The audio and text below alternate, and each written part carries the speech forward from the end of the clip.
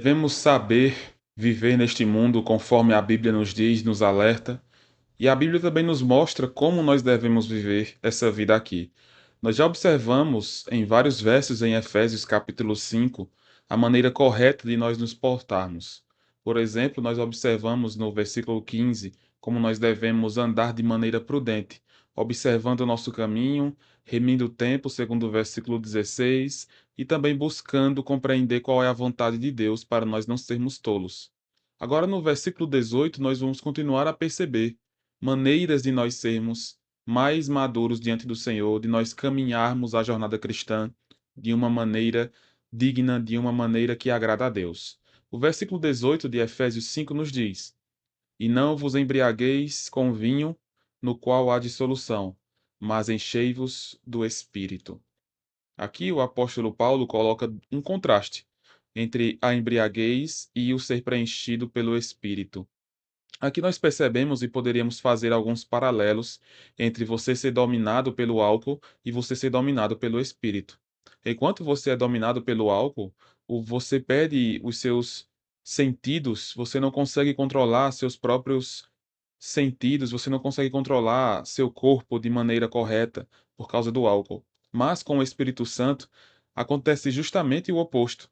Nós temos domínio próprio através do Espírito Santo.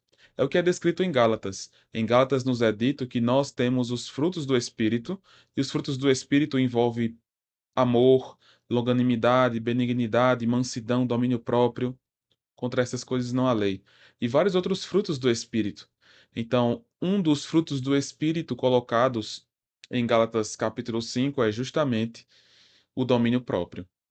No caso da embriaguez, como é descrito aqui com o vinho, não há domínio próprio. Na verdade, há perca de domínio próprio. Mas com o Espírito Santo nós podemos, de fato, controlar nossas ansiedades, nossos desejos, resistir às tentações, seguir o caminho de Deus. Então aqui é um mandamento. Existe um paralelo feito aí entre nós nos dedicarmos a uma vida de embriaguez e o contrário disso. Nós não devemos nos dedicar a essa vida de embriaguez, mas devemos nos encher do Espírito.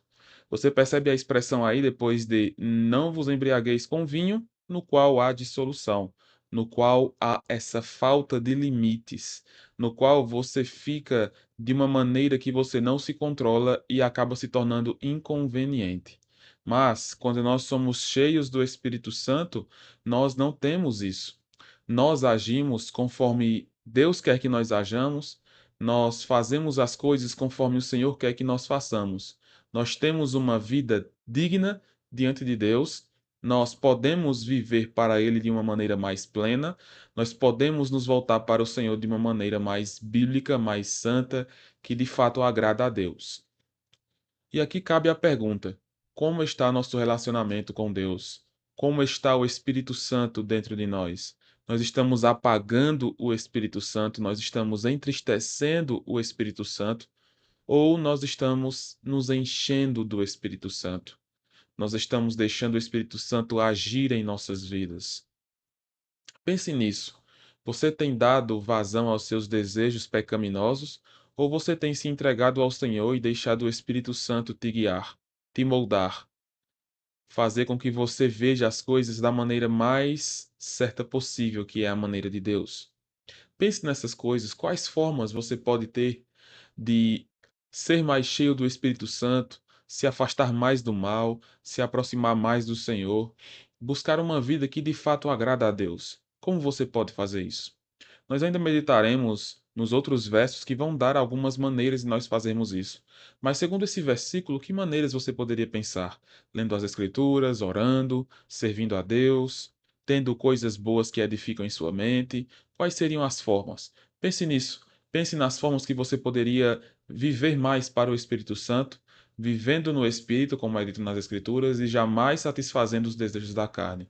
Pense nisso nesse dia de hoje, pense nisso nesse devocional, com base nesse devocional, e que você possa crescer diante de Deus cada vez mais na graça e no conhecimento.